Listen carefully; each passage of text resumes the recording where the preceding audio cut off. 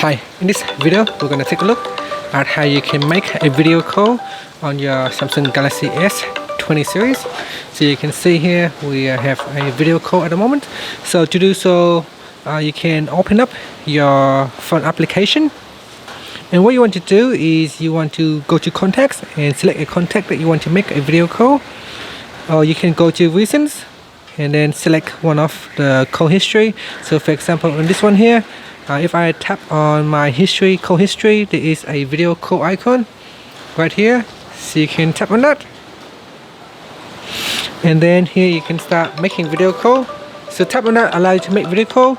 If the other person does not pick up the phone, you can record a short message, and yeah, and that's it. Another way for you to make a video call is open up your text message, and from your text conversation you can also tap on the video icon at the top, and this will allow you to again make the video call.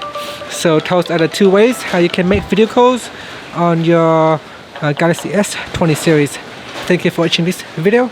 Please subscribe to my channel for more videos.